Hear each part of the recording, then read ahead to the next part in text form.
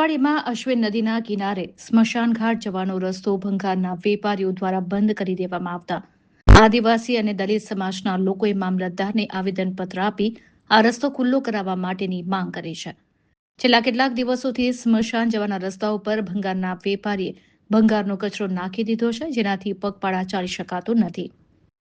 નસવાડીમાં આદિવાસી સમાજ, દલિત સમાજના લોકો મૃતદેહની અંતિમ ક્રિયા કરવા માટે અશ્વિન નદીના કિનારે જતા હોય છે. ત્યારે છેલ્લા કેટલાક દિવસોથી અશ્વિન નદીના કિનારે એક ભંગારના વેપારીએ ગેરકાયદેસર રીતે ભંગાર નાખીને સ્મશાન ઘાટ જવાનો રસ્તો બંધ કરી દેતા મૃતકની અંતિમ ક્રિયા માટે જવા માટે મુશ્કેલી પડી રહી હોવાથી આદિવાસી અને દલિત સમાજના લોકો દ્વારા મૌખિક રજૂઆત કરવામાં આવી હતી. ભંગારના વેપારીને આ બાબતની રજૂઆત કરવા છતાં પણ રસ્તો ખુલ્લો ન કરવામાં આવતા આખરે આદિવાસી અને દલિત સમાજના લોકોએ મામલતદારને આવેદનપત્ર આપ્યું છે.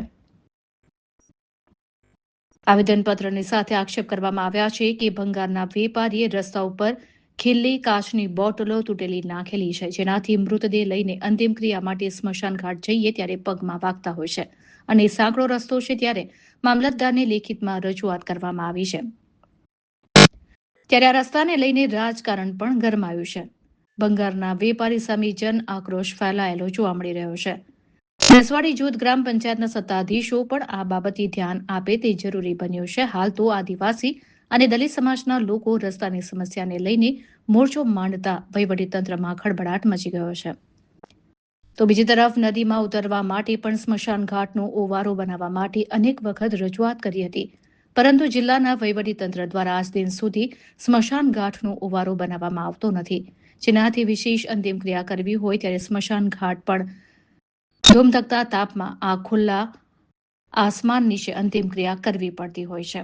સ્મશાન જવાનો રસ્તો છે તો ભંગારવાળાએ બધું જામ કરીને રસ્તા પર એ કરી દીધું છે અને વારંવાર એને કહેતા બી એ રસ્તો ખુલ્લો કરતો નથી અને કહેવાય જે છે તો ગલી જેવો રસ્તો હાલ લે છે અને રસ્તામાં ખીલીઓ, કાચના ટુકડા એવું પડેલું હોય છે.